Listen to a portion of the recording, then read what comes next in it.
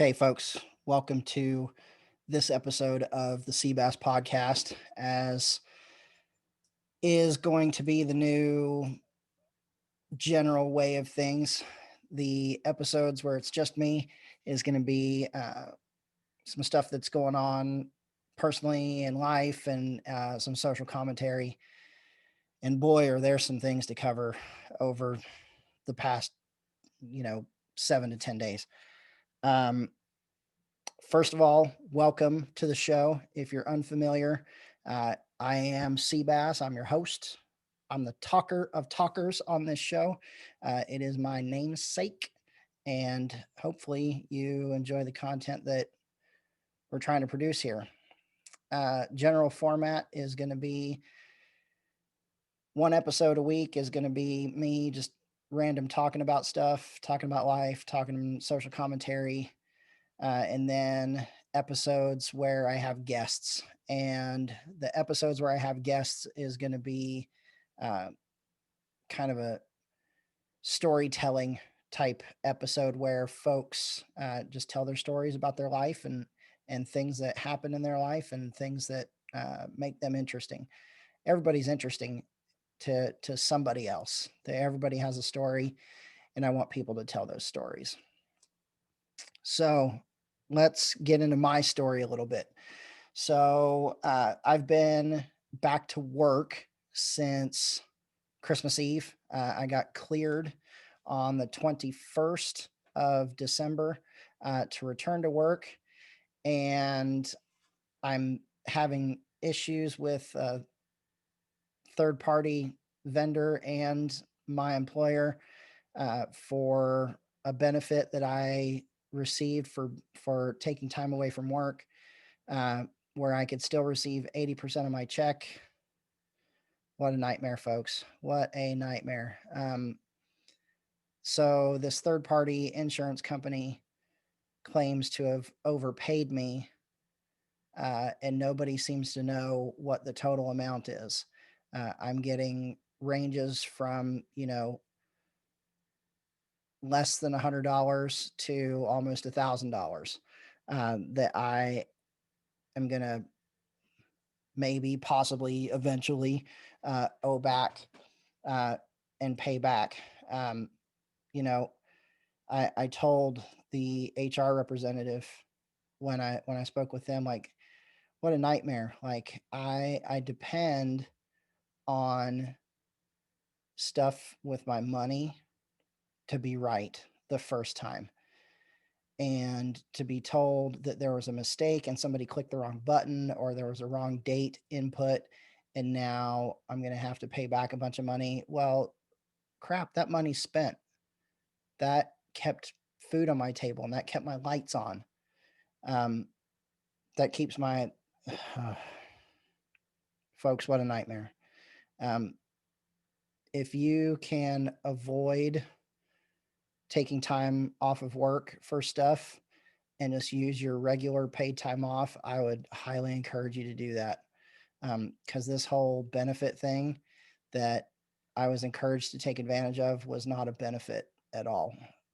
I'd much rather been at work collecting my full paycheck, and this has been hard, and it's added a stress that really I shouldn't have had to deal with. Like, this should have been an easy thing where I stayed home and got better, and somebody somewhere clicked the wrong button, and now I'm on the hook for it.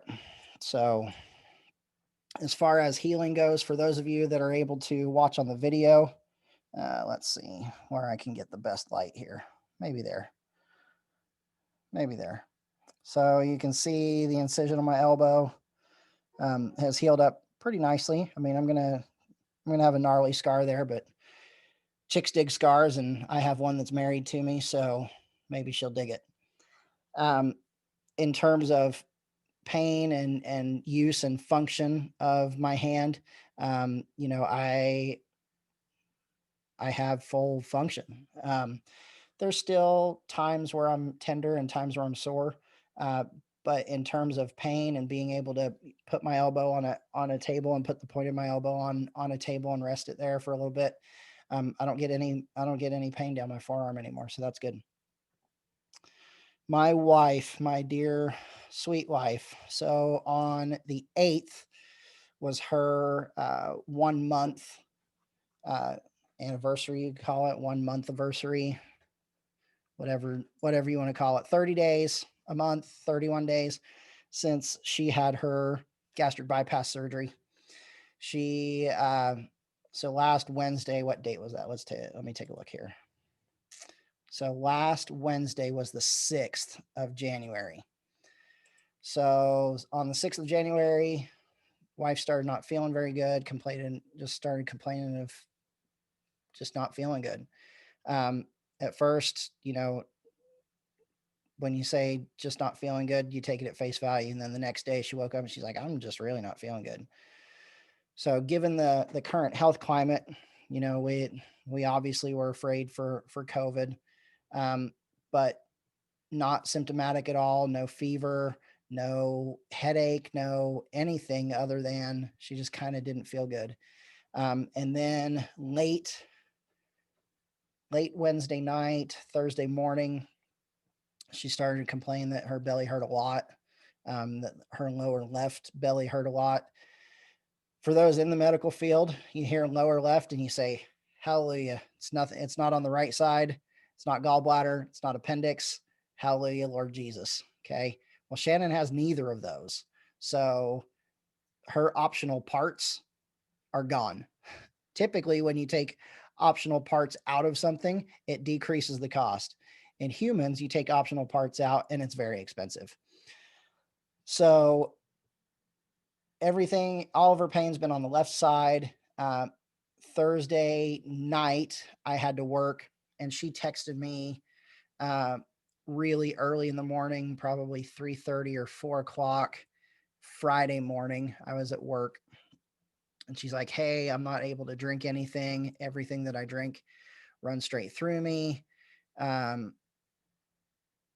I thought, well, okay, that's fine. And then at like 5:30, 5:45, right before I got home, she's like, I'm not able to poop anymore. I'm not able to pass gas anymore. I know, telling you the finer details about the bowel functions of my wife. She's not here to defend herself, so what do I care? So she tells me she's not able to poop anymore. Even after having water, she's not able to pass gas anymore. And those of you in the medical field, especially emergency nurses or emergency doctors, you go, oh crap, this is a bowel obstruction. This is going to be bad. And that's exactly where my mind went to was, I've seen bowel obstructions. I've taken care of patients with bowel obstructions, and her story totally fit.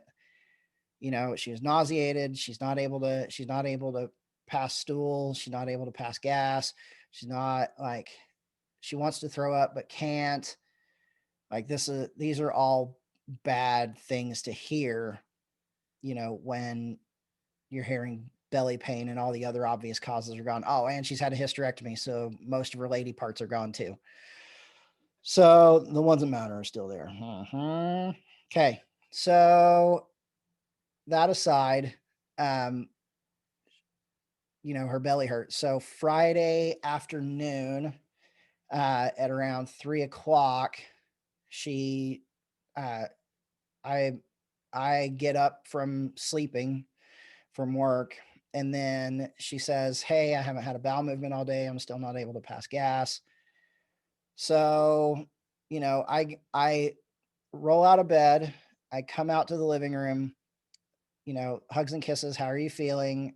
And she hits me with that. And in about 10 minutes, I was showered, dressed, ready to go.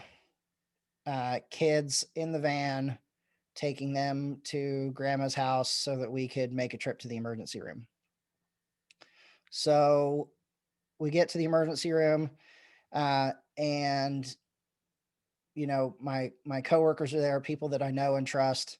Um, one of the emergency physicians that I really really respect and appreciate was working. So I had the feeling that things were going to go our way, that we were going to figure out what was up. So CT abdomen pelvis with contrast later. Come to find out that, there's a whole nothing burger that Shannon's got in her belly, quite literally.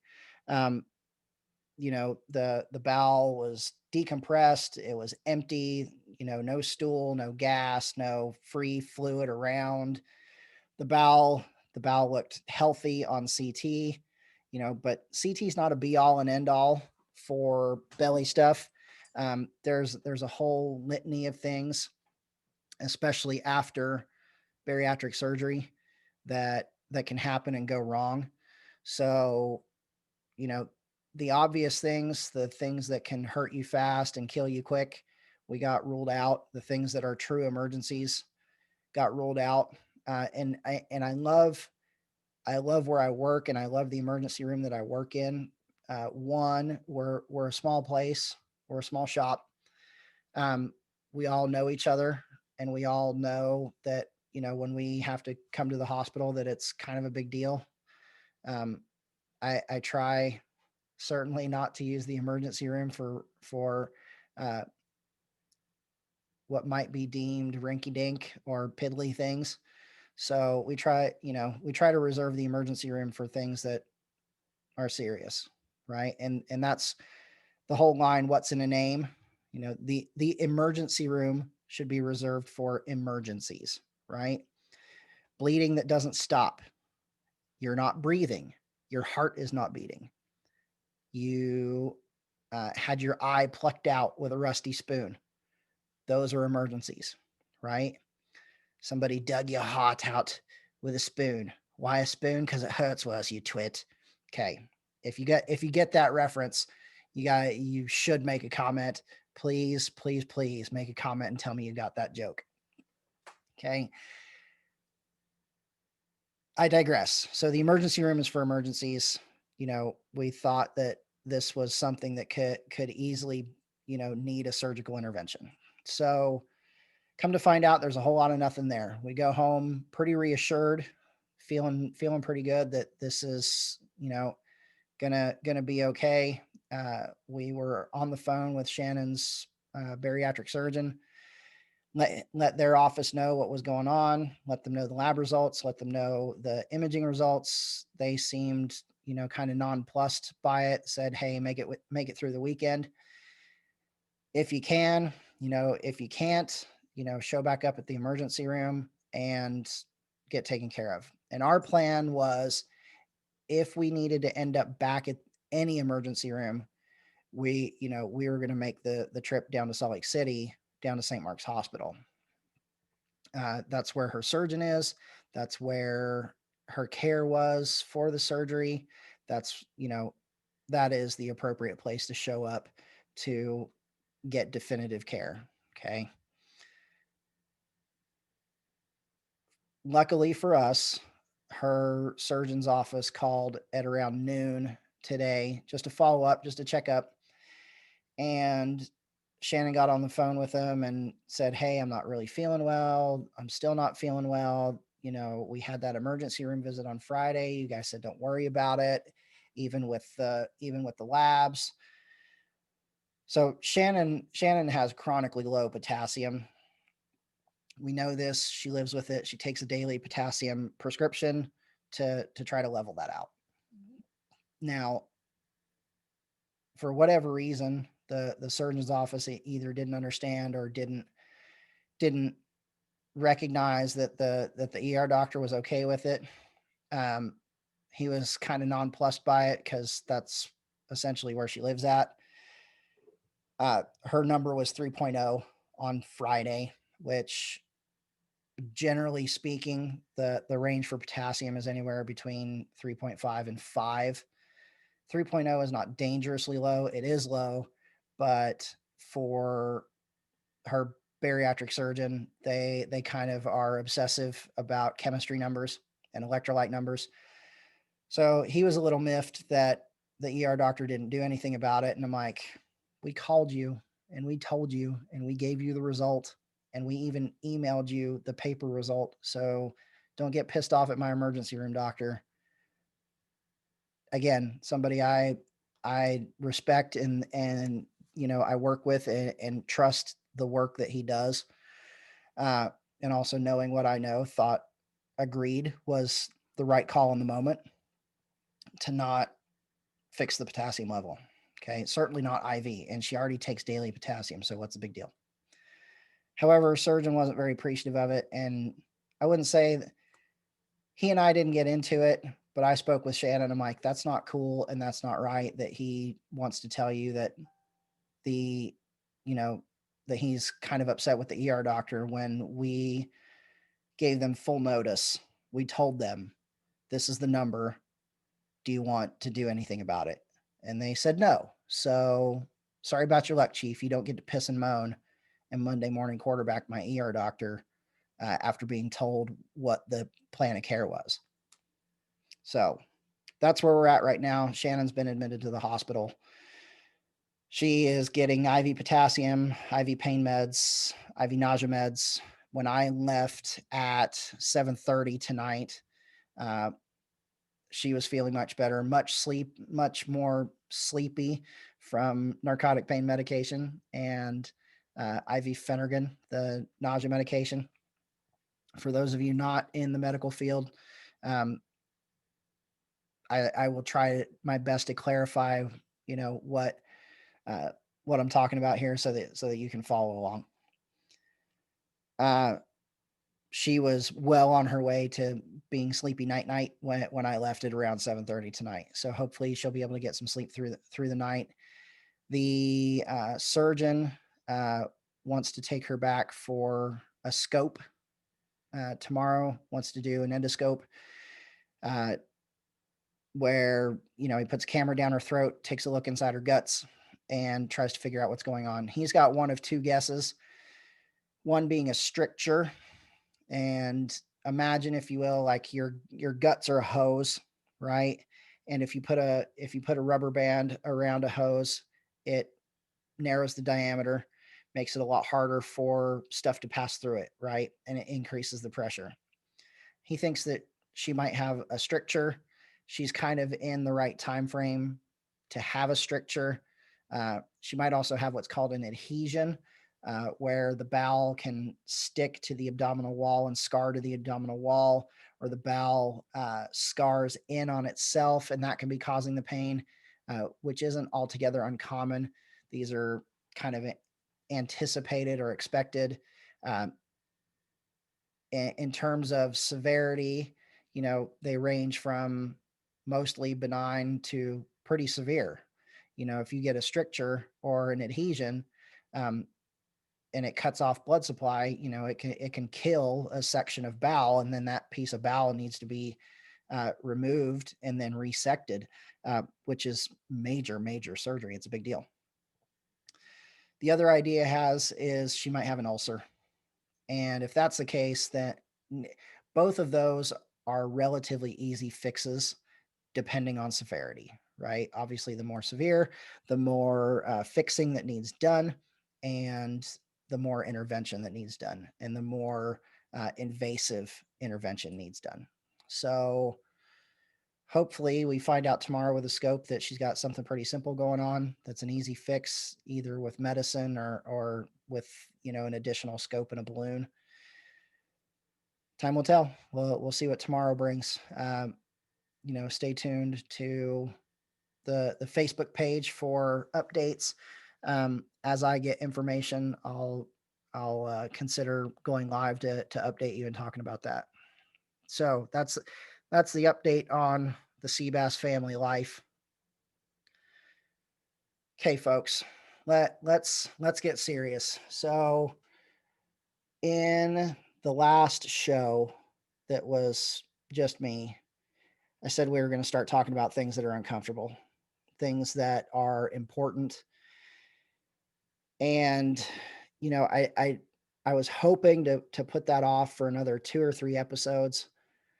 Um but I can't. I can't stay quiet on this anymore, folks. I cannot sit back and not talk about it. I can't. Folks, our country is in huge trouble. Our country's in danger. It is. Folks on the left are going to say it's folks on the right, it's conservatives, that we're the troublemakers and that we're the danger to our country. And those of us on the right are going to say that the lefts are all wackadoo, that Democrats and liberals are just so far out there that they want to turn us socialist. Now, I try not to name call. I You folks that listen, when folks are truly idiots, I call them that. But you know what? I'm hesitant to call names here, because folks that love America want the best for our country. Okay. I I am appalled, and in no uncertain terms will denounce the the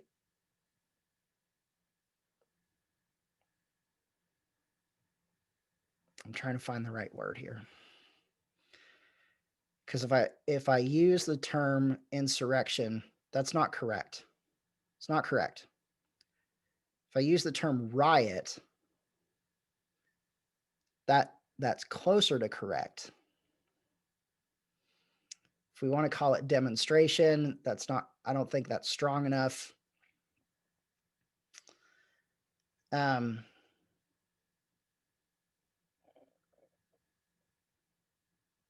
I've been thinking about this for a while, and I'm not sure that I've truly come to terms with what happened uh, at the Capitol building when folks stormed the building. It shouldn't have happened. Capitol Police knew what was coming. They knew that lots and lots and lots of people were going to be in DC on that day, that folks were aiming to come to the Capitol on that day. Capitol Police were woefully underprepared, along with the other security staff that uh, defend our Capitol building and defend our representatives. Um, do do I subscribe to these theories that um, Antifa was embedded in there, that this was a false flag type deal? I don't know, maybe, right? Um, it much like the president said about Charlottesville, there's good people on both sides, and I'm going to take a lot of flack for that one. I'm going to take a lot of flack for that one, and a lot of heat, and and I can predict who, maybe. Um, but really and truly, like, and I'm going to take heat for this statement too. So the folks that laid siege, that's probably the accurate term. The folks that laid siege to the Capitol building for a few hours um, were eventually turned back by Capitol Police and escorted out of the building. Now, those folks need, if they were unlawfully there, and the folks that broke into offices and the folks that caused damage need to be held accountable. They absolutely need to be held accountable, right? To whatever the law says uh, should be the punishment, should be the punishment. Okay. Now, on the flip side of that, those folks that wanted to burn down cities need to be held accountable as well. Folks on the left, if you believe that the folks that laid siege to our national capital are terrorists and insurrectionists, you need to look in the mirror. I said it. You need to look in the mirror. Okay. The stuff that happened in our nation's cities and the stuff that happened on federal property, where cities either declined to defend or refused to allow the federal government to do its job, up until the federal government said enough is enough. We're gonna handle this. Uh, you need to look in the mirror. Okay, you wanna call those folks at the Capitol terrorists and insurrectionists? Look in the mirror. Look at the stuff that your folks do, the folks that you align yourselves with, and tell me that's not terrorism and not insurrectionism. Tell me that with a straight face. You want to say that those people in Portland are patriots and doing the right thing, and then tell me that the folks that stormed the Capitol are terrorists and insurrectionists? You're an idiot. You're dumb. And folks like you need to be checked. I said it. There it is. You can spew hate for me. You can do everything you can to deplatform me, because that seems to be the flavor of the day. I will do everything I can to put my voice and my message as far and wide as I can for as long as I can until either I am deplatformed or somebody comes after me. Now, free speech. Let's talk about free speech for a minute. All speech is free speech, even the dumb stuff, even the stuff that you might not agree with. All of that is free speech, right? All of that is protected speech, even the dumb stuff. Even the dumb stuff. Okay. Now, people want to compare President Donald Trump to Hitler. They want to say he's a dictator. They want to say he's a fascist. They want to say he's a Nazi and his followers are all Nazis. Let me tell you something. I'm not a Nazi. I'm not a fascist. Just because a person might call themselves anti-fascist doesn't mean that they are. Doesn't mean that the tactics that they're using are anti-fascist, because that's what fascists do. They try to pin the stuff that they identify with on their opponent and deflect. So, and I'm going to get hate for that one too, and that's okay. People want to go after the president. They want to hate the president. And they want to deplatform him. That's a huge issue, folks. It's a huge issue. And now it's happened to the president of the United States, the current president of the United States, who, for the next 9 days is Donald Trump. Folks, if companies who want to play de facto dictatorships can limit the president, who is the leader of our nation, good, bad, or indifferent,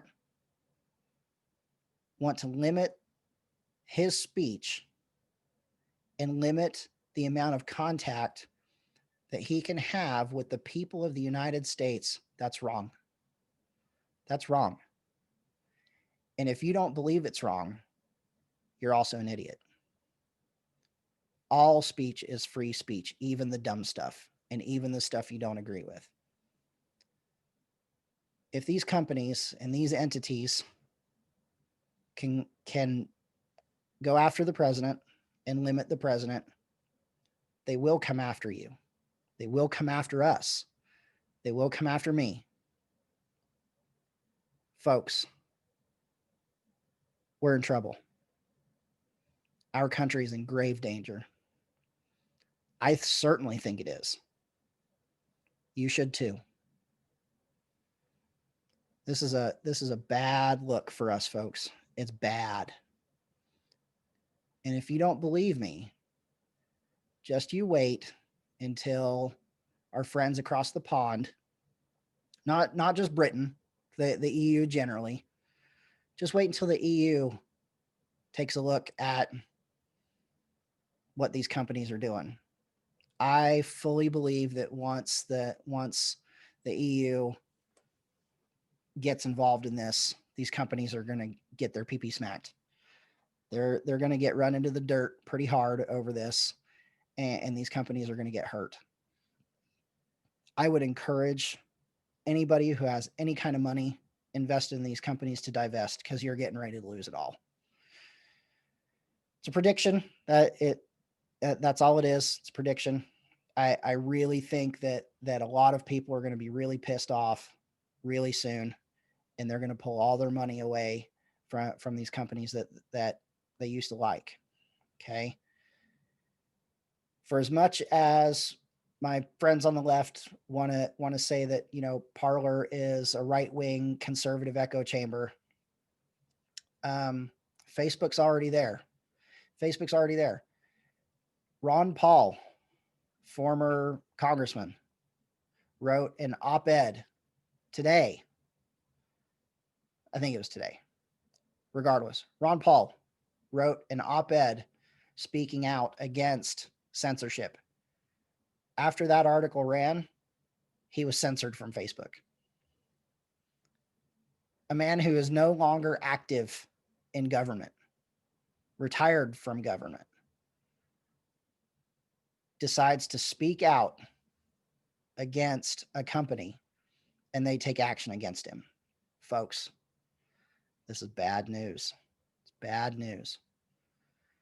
For all of the character flaws of President Trump, for all of the times people have called him a fascist and a Nazi and a dictator,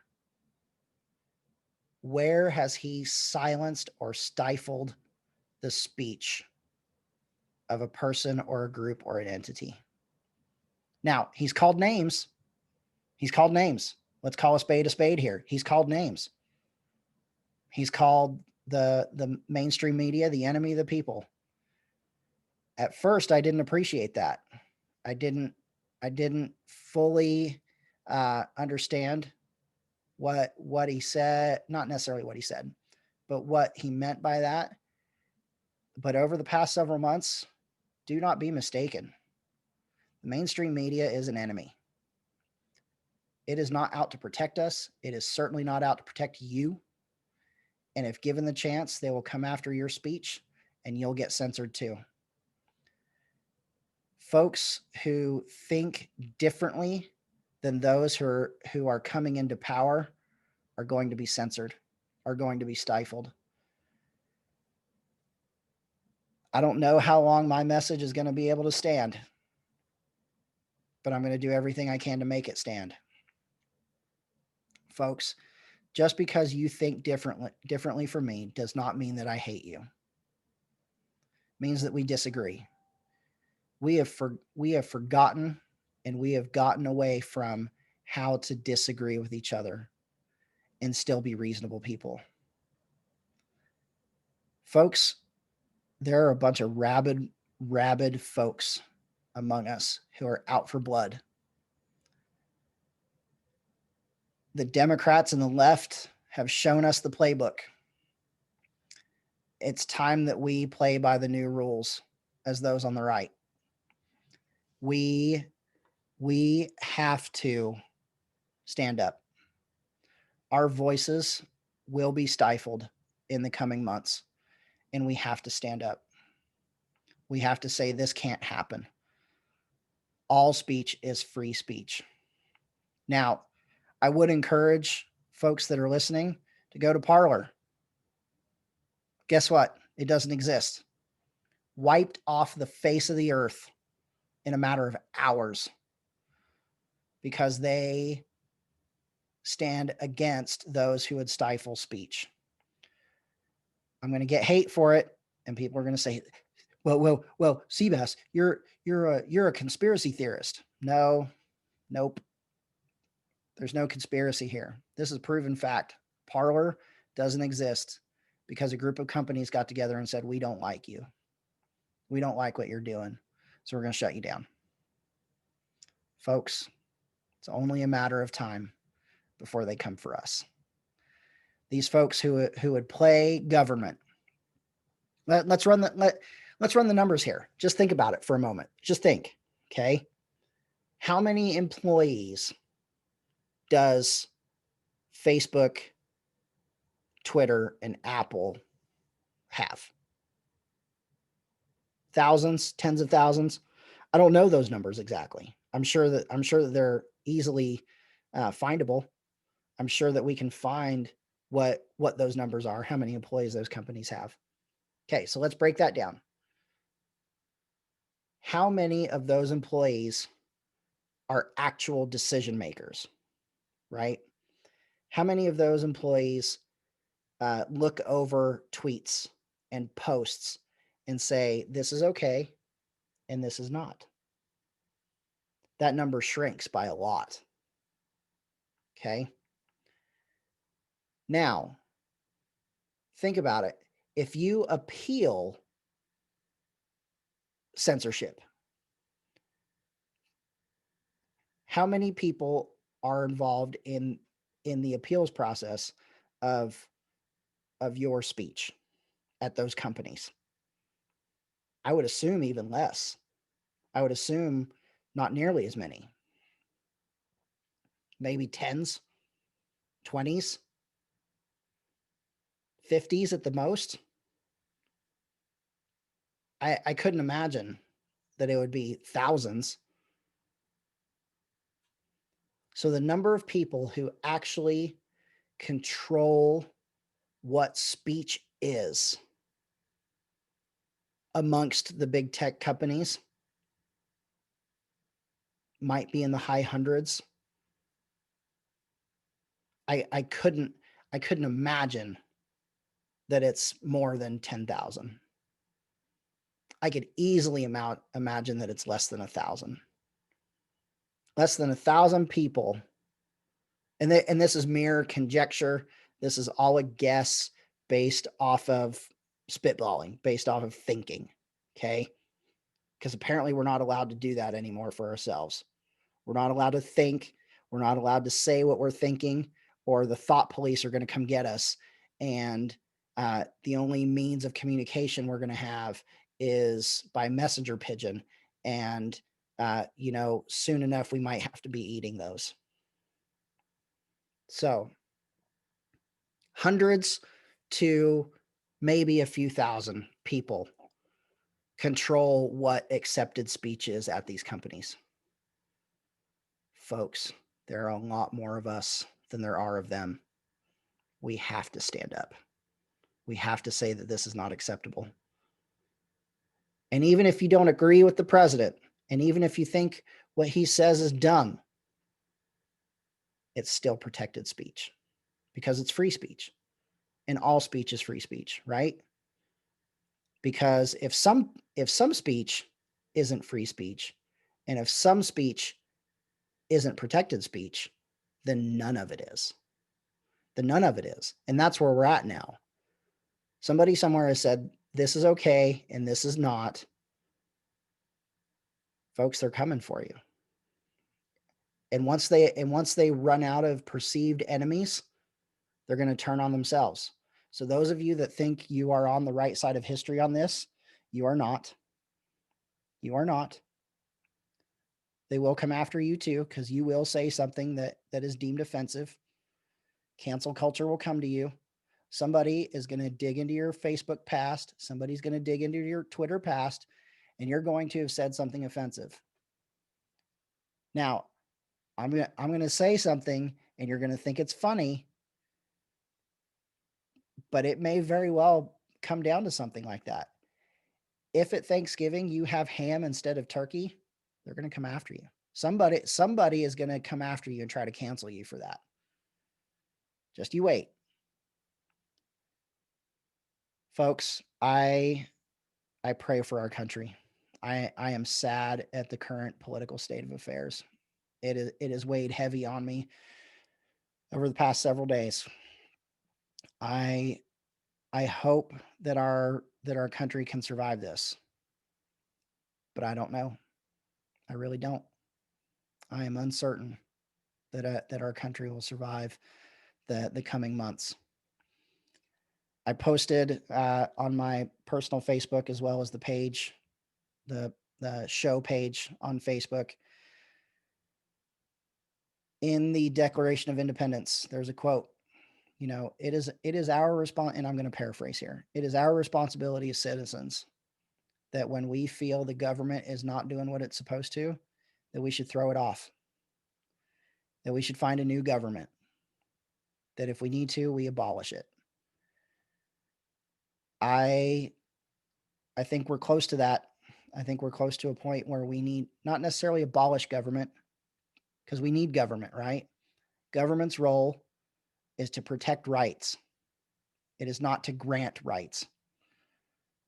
The founders had it right. The founders knew that our rights are God given and not given by man nor by government. Government only gets to govern by consent of the governed. And when the governed say enough is enough, the government doesn't get to say it's time that will change for you. The governed get to say it's time to change. I think we're getting really close to that, folks. I don't want civil war. I don't advocate for that. I don't advocate for violence. It's not okay. It's not. But I think the time is going to come where folks are going to have to take up arms against their neighbors, and one side is going to have to fight for our country, and the other side is going to lose. I hope that it doesn't happen. I really don't, but I'm afraid of it. I'm afraid of it.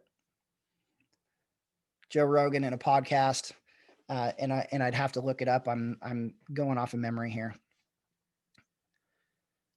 Joe Rogan talked about in a podcast that there's a lot of veterans in this country who are combat veterans and have seen stuff and done stuff and are trained. And folks on the left love to pick on the military. They're calling us homegrown terrorists.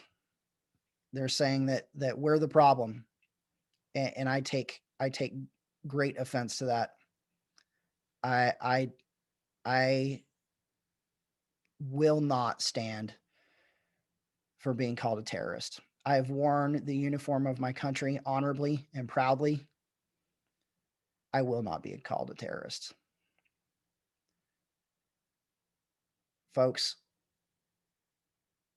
there are veterans in this country who are simply waiting for the call to action, no matter what side it's on. No matter what side it's on. Okay? So let's eliminate sides for the moment. There are lots of veterans who are just itching and waiting for the big igloo to happen, for the boogaloo. And let me tell you, when it does happen, there's going to be a group of folks that you will wish you had never met in your life, because they will kill you, and they'll kill you quick, and then move right past you. Okay? Don't doubt it. Don't doubt it. In Joe Rogan's podcast, he said, that's a break glass in case of situation where you ask veterans and patriots to do their thing, and that's it. Only in case of emergency.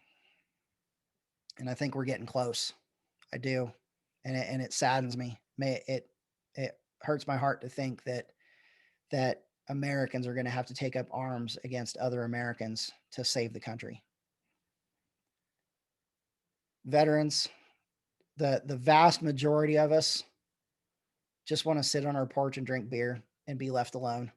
I don't drink beer. I drink Dr. Pepper. I want to sit in my lawn chair out in the sun, enjoy peace, and just have my drink and leave me alone.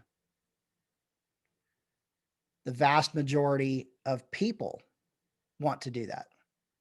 They just want to be left alone. They want to live their lives. They want government and everybody else to get out of the way so that they can live peacefully and happily. Ronald Reagan said, the seven hardest words, or seven deadliest words that somebody can say. I'm from the government and I'm here to help. Yo, government's not the solution. Never has been, never will be. The people are the solution. And we need to be the solution here. We need to figure this out. And the faster we can figure it out peacefully, the better. Folks, thanks for hanging in there with me. Thanks for being with me tonight. Thanks for your support. Really, if you have comments, leave them down below, leave them wherever comments are. Do all the clicky things, like, comment, subscribe, share, tell your friends, hey, I listened to this cool podcast. It's just a regular Joe who's just talking about stuff. If you would like to be a guest on the podcast, I'll gladly have you. Folks, I am not looking for debate. I'm not looking for yelling at each other. If you want to be a guest on the show, it's simply for storytelling. Okay. I'm not doing debates yet. Okay. I don't want to debate anybody. Not yet anyway. So if you want to be on the show, seabasspodcast@gmail.com, seabasspodcast@gmail.com. Tell a little bit of your story. We'll exchange information and we'll work on getting you on the show. Okay. After this episode later this week, it'll be Mr. Bob Davis. And I'm happy to have his episode. It's going to be a good one, and it's a good storytelling episode. It's a good back and forth episode a little bit as well. It'll be a good one to listen to. Folks, Parler is down. You're not able to find anything there right now. However, I will have video posted to Rumble as well. Rumble.com, rumble.com, and I'll have video posted there. I'll have video posted to YouTube and Facebook for as long as they'll have me. And then all the audio sources as well. You can find those primarily at anchor.com, and then in the search bar, type Seabass Podcast. Okay. Folks, thanks for hanging in there with me. It's gonna be a bumpy ride over the next several months, and I hope that we can hang in there together, and that we can tell this story together. Okay, peace.